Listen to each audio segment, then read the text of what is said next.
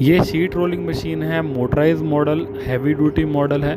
इसके अंदर हैंड वाले चाहिए, हैंड वाले भी अवेलेबल हैं, और हैवी मोटराइज में चाहिए वो भी अवेलेबल है। छोटा साइज़ चाहिए वो भी मिल जाता है, बड़ा साइज़ चाहिए वो भी मिल जाता है। तो इसमें अलग अलग क्वालिटी के साइज़, अलग अलग वैरायटी के साइज़ बन जाते हैं।